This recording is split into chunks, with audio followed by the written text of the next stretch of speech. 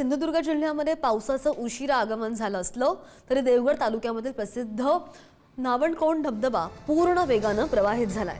पावसाळ्याच्या मोसमामध्ये प्रवाहित झालेला हा जिल्ह्यातील पहिलाच धबधबा ठरतोय आणि कोकणामध्ये वर्षा पर्यटनासाठी येणाऱ्या पर्यटकांसाठी ही आनंदाची बातमी आहे। या नयनरम्य धबधब्याचं सौंदर्य पर्यटकांना आकर्षित करतंय।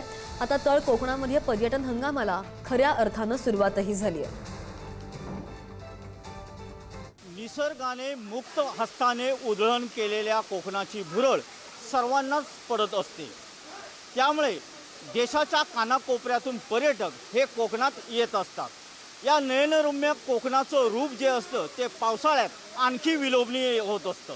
त्यामुळे अर्थातच वर्षा पर्यटनासाठी बाहेर पडणाऱ्या पर्यटकांची पहिली पसंती ही कोकण असते आणि या कोकणात दऱ्या डोंगरमधून वाहणारे शुभ्र पाण्याने फेसाळणारे धबधबे हे पर्यटकांचे खास आकर्षण असते।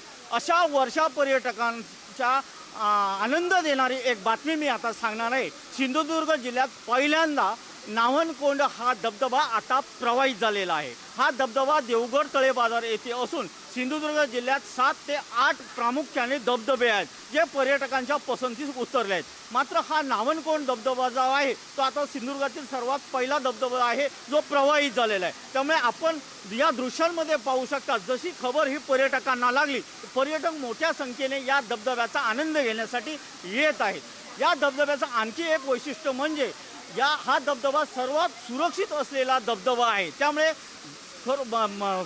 सिंधुदुर्गात येणारा प्रत्येक पर्यटक हा या धबधब्यावर आल्याशिवाय राहत नाही। खरं तर सिंधुदुर्ग जिल्ह्यात आतापर्यंत जून महिन्यामध्ये जवळजवळ 300 मिलीमीटरपेक्षा पाऊस पडलेला आहे। मात्र अद्याप इतर सर्व धबधबे हे कोरडेच आहेत। हा एकमेव असा धबधबा सध्या तरी आहे जो प्रवाहित झालेला आहे। महेश सावंत, पुढारी न्यूज, सिंधुदुर्ग।